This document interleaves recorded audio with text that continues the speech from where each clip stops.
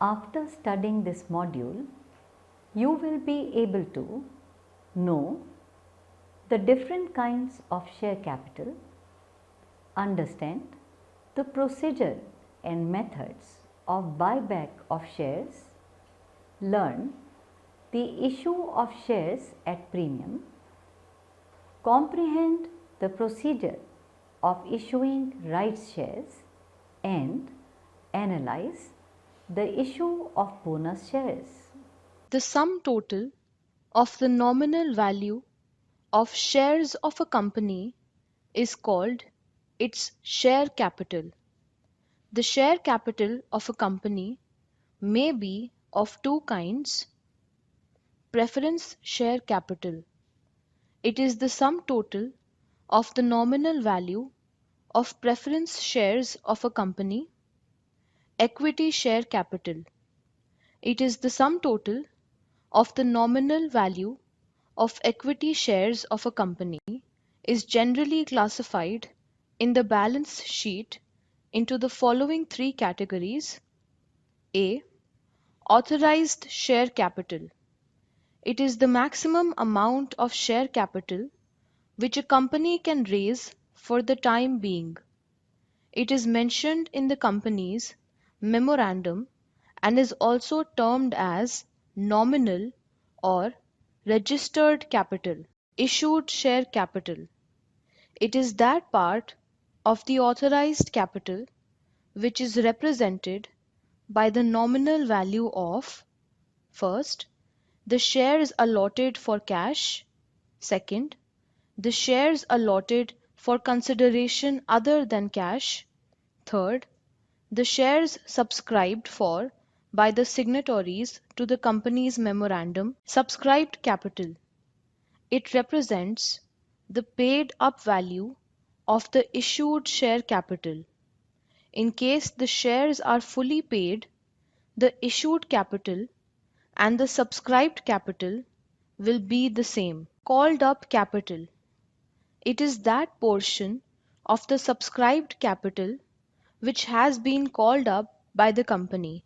Example: if the nominal value of a share allotted is rupees 10 and the company has called up only rupees 6 so far, rupees 10 will be included for the purpose of calculating subscribed capital and only rupees 6 will be included for calculating the amount of called up capital. Paid up capital. It is that portion of called up capital against which payment has been received. Let us now discuss the voting rights of equity and preference shareholders. First, A. Every member of a company limited by shares and holding equity share capital shall have a right to vote on every resolution placed before the company. B.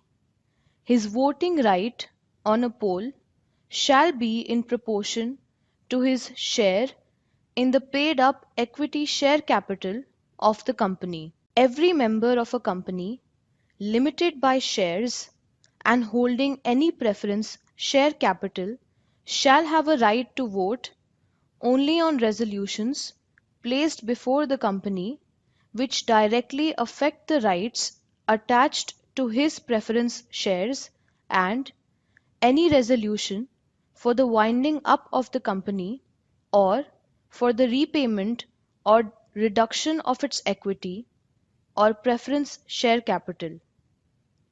B.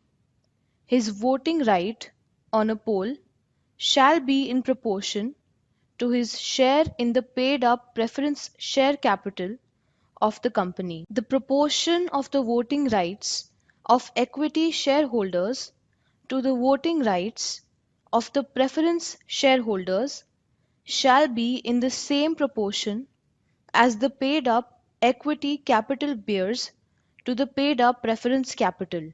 Fourth, where the dividend in respect of a class of preference shares has not been paid for a period of 2 years or more, such class of preference shareholders shall have a right to vote on all the resolutions placed before the company.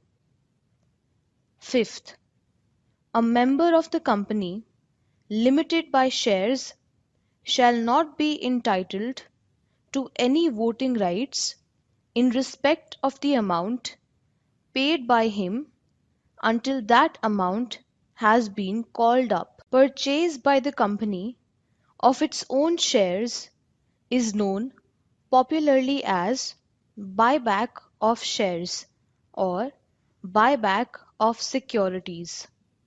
It refers to buying back by a company its own shares or other securities. Let us now discuss the conditions of buyback.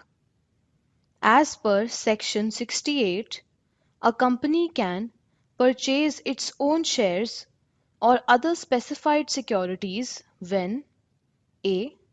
The buyback is authorized by its articles. b. A special resolution has been passed in general meeting of the company authorizing the buyback. However, if the buyback is up to 10% of the total paid up equity capital and free reserves of the company, the board of directors, by passing a resolution at its meeting, may authorize the company for such buyback, but only one buyback in a year is permitted under the resolution of the board. C.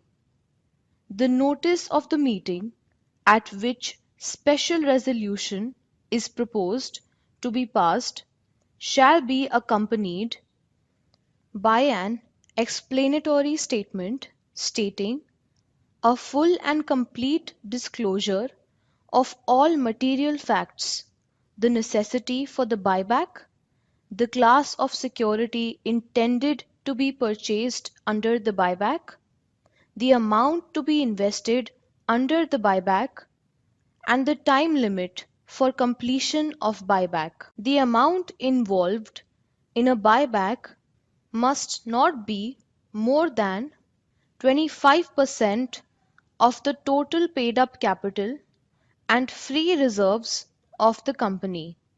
Further, in case of buyback of equity shares, the limit is 25% of the total paid up equity capital of the company in that financial year. E. The debt equity ratio of the company must not be more than 2 to the ratio of 1 after such a buyback. F. All the shares or other specified securities for buyback are fully paid up. G. The buyback of the shares or other specified securities listed on any recognized stock exchange must be in accordance with the SEBI guidelines in this behalf, and the buyback in respect of unlisted shares or other specified securities must be in accordance with the prescribed central government guidelines. I. Buyback must be completed within 12 months from the date of passing the special resolution or a resolution passed by the board. J. The company is required to extinguish and physically destroy the securities so bought back within 7 days of the last date of completion of buyback. K.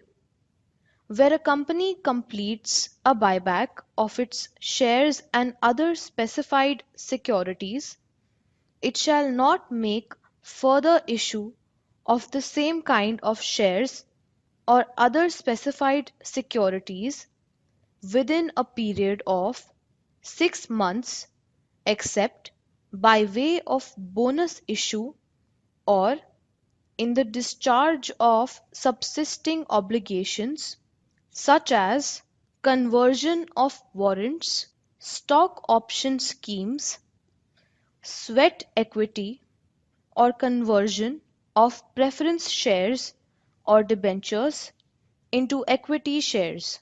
Let us now move on to discuss the sources of buyback. A company may purchase its own shares or other specified securities out of, first, its free reserves, or second, the securities premium account, or third, the proceeds of any shares or other specified securities, provided that no buyback of any kind of shares or other specified securities shall be made out of the proceeds of an earlier issue of the same kind of shares or same kind of other specified securities. Where a company purchases its own shares out of free reserves, then a sum equal to the nominal value of the share so purchased shall be transferred to the capital redemption reserve account, and details of such a transfer shall be disclosed in the balance sheet. The capital redemption reserve account may be applied by the company in paying up unissued shares of the company to be issued to members of the company as fully paid bonus shares. Section 69. The buyback may be from the existing security holders on a proportionate basis, or from the open market, or by purchasing the securities issued to employees of the company pursuant to a scheme of stock option or sweat equity. Declaration of solvency. Before passing the resolution of buyback, the company is required to file with the registrar and the SEBI a declaration of solvency in the form as may be prescribed and verified by an affidavit to the effect that the board has made a full inquiry into the affairs of the company, as a result of which they have formed an opinion that it is capable of meeting its liabilities and will not be rendered insolvent within a period of 1 year of the date of declaration, adopted by the board and signed by at least two directors of the company, one of whom shall be the managing director, if any.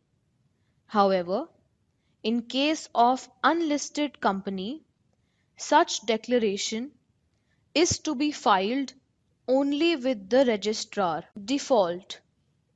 If a company makes any default in complying with the provisions of this section or any regulation made by the Securities and Exchange Board, the company shall be punishable with a fine which shall not be less than 1 lakh rupees, but which may extend to 3 lakh rupees, and every officer of the company who is in default shall be punishable with imprisonment for a term which may extend to 3 years, or with fine which shall not be less than 1 lakh rupees, but which may extend to 3 lakh rupees, or with both. Let us now discuss the prohibition of buyback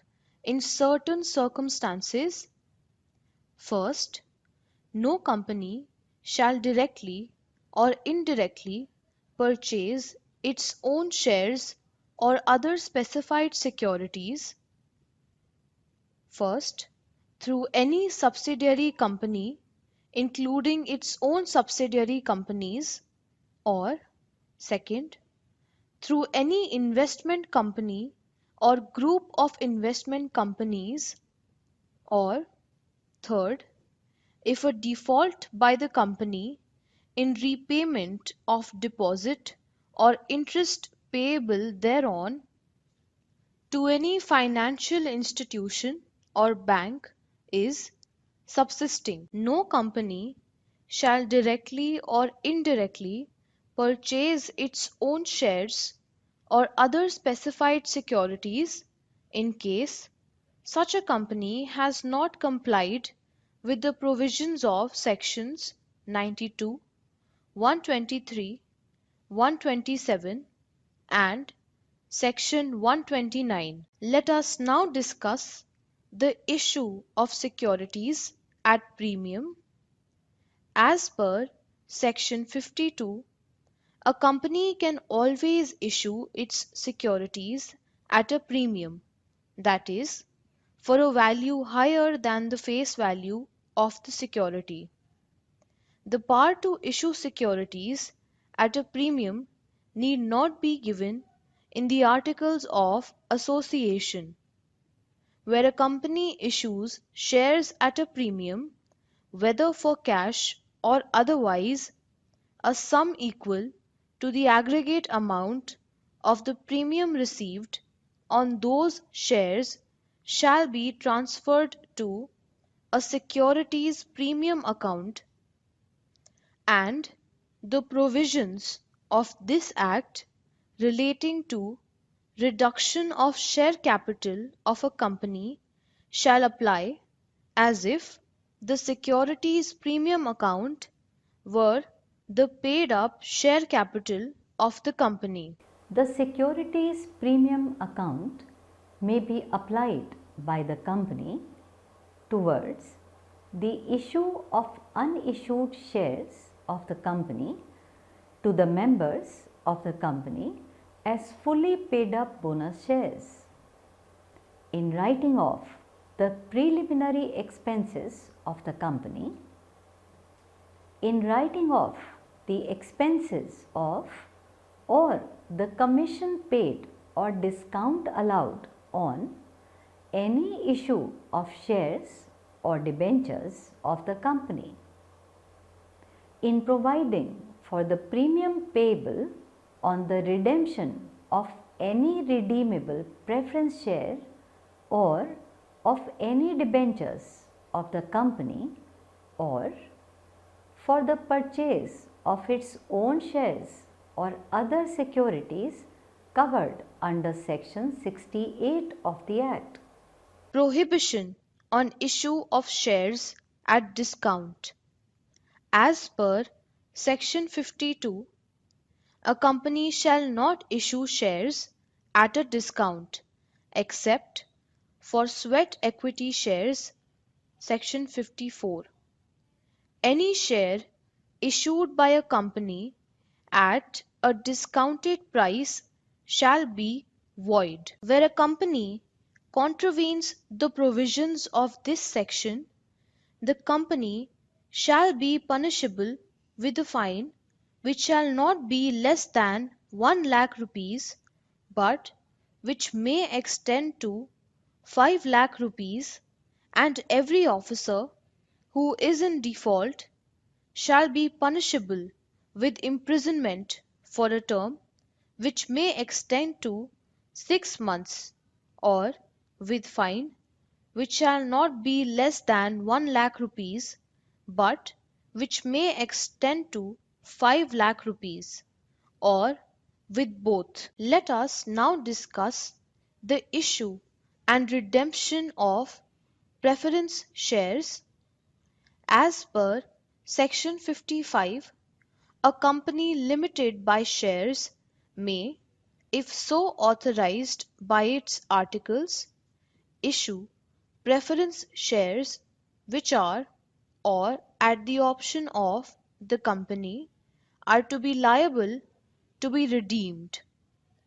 No company limited by shares shall issue any preference shares which are irredeemable. A company limited by shares may issue preference shares which are liable to be redeemed within a period not exceeding 20 years from the date of their issue, subject to such conditions as may be prescribed, provided that a company may issue preference shares for a period exceeding 20 years for infrastructure projects, subject to the redemption of such percentage of shares as may be prescribed on an annual basis at the option of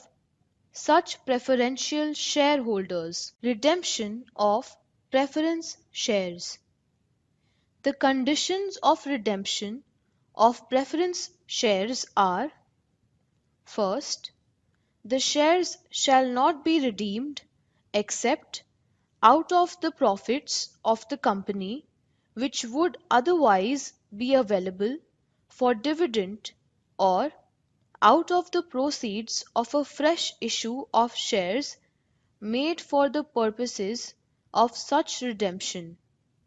Second, such shares cannot be redeemed unless they are fully paid. Where such shares are proposed to be redeemed out of the profits of the company, then a sum equal to the nominal amount of the shares to be redeemed should be transferred out of such profits to a reserve to be called the Capital Redemption Reserve Account, and the provisions of this Act relating to reduction of share capital of a company shall apply as if the Capital Redemption Reserve Account were paid up share capital of the company.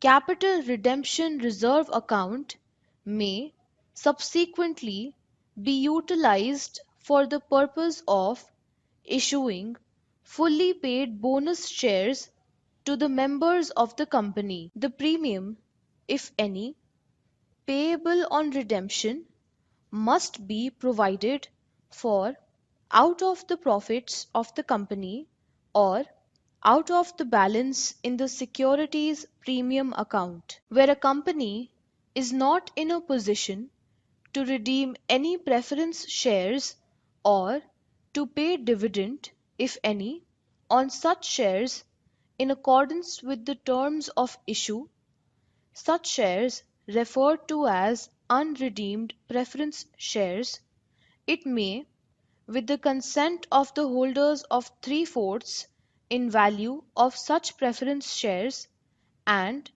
with the approval of the tribunal, issue further redeemable preference shares equal to the amount due, including the dividend thereon, in respect of the unredeemed preference shares, and on the issue of such further redeemable preference shares, the unredeemed preference shares shall be deemed to have been redeemed, provided that the tribunal shall order the redemption forthwith of preference shares held by such persons who have not consented to the issue of further redeemable preference shares. Let us now discuss the further issue of shares.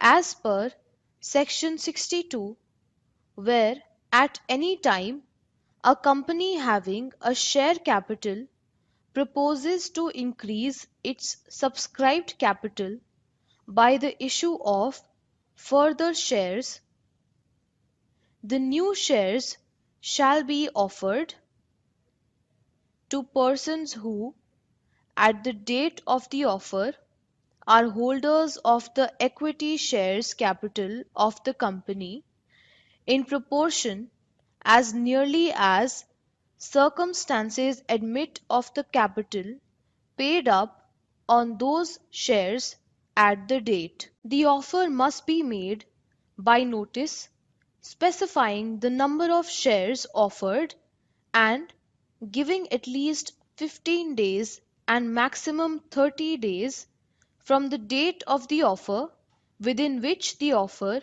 if not accepted, will be deemed to have been declined. Second, unless the articles otherwise provide, the offer will be deemed to include a right to renounce shares in favor of any other person. The notice must contain a statement to that effect. Third, after the expiry of the time specified above, or on the receipt of earlier intimation from the person to whom such notice is given that he declines to accept the shares offered, the board of directors may sell them in such manner which is not disadvantageous to the shareholders and the company, to employees under a scheme of employees' stock option subject to special resolution passed by company and subject to such conditions as may be prescribed. To any persons, if it is authorized by a special resolution, either for cash or for a consideration other than cash, if the price of such shares is determined by the valuation report of a registered valuer subject to such prescribed conditions. The notice referred to shall be dispatched through registered post or speed post or through electronic mode to all the existing shareholders at least 3 days before the opening of the issue. In two cases, the operation of this section may be excluded and the new shares may be offered to outsiders to the exclusion of the existing shareholders. These two cases are: first, when the company, by passing special resolution, decides to allot new shares in a different manner, or second, where no special resolution is passed but votes cast in favor of the proposal contained in the resolution exceed votes cast against the proposal, and the board of directors obtain the approval of central government to offer shares to outsiders.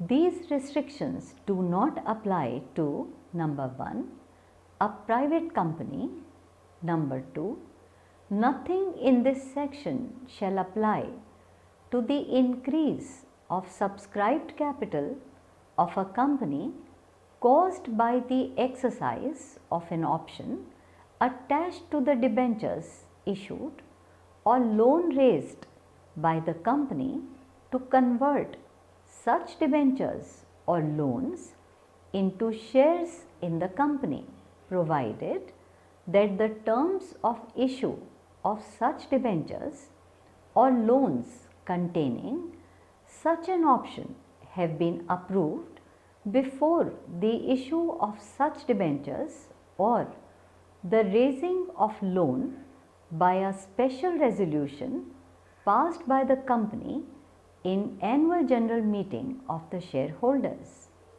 If the central government considers it necessary in public interest, it may by order direct such debentures or loans shall be converted into shares in the company on such reasonable terms, and even if the terms of these issue on the debentures or the raising of such loans do not include a term for providing for an option for such conversion. If the terms and conditions of such conversions are not acceptable to the company, it may, within 60 days from the date of communication of such order, make an appeal to the tribunal. Number 3. Any allotment of unsubscribed portion of the issued shares as and where applications are received will not amount to an increase in the subscribed capital of the company by issuing new shares, and every allotment of shares within the issued capital is the first allotment so far as those shares are concerned. And lastly, number 4, sale of forfeited shares for which no allotment is necessary. Let us now summarize what we have learnt in this module. The sum total of the nominal value of shares of a company is called as its share capital. Share capital of a company is generally classified in the balance sheet into following 3 categories: authorized share capital, issued and subscribed share capital. Every member of a company limited by shares and holding equity capital shall have a right to vote on every resolution placed before the company. The preference shareholders have only limited voting rights. Purchase by the company of its own shares or other securities is known popularly as buyback of shares or buyback of securities. A company may purchase its own securities by meeting the conditions laid down by Section 68 of the Companies Act 1956. A company may always issue its securities at a premium. A company is not allowed to issue its shares at discount. Where at any time a company having a share capital proposes to increase its subscribed capital by the issue of further shares, the new shares shall be offered to persons who at the date of the offer are holders of equity shares, capital of the company in proportion as nearly as circumstances admit of the capital paid on those shares at that date. If the articles of association permit, a company can capitalize its surplus profits and reserves and issue fully paid shares of a nominal value equal to the amount capitalized to its shareholders.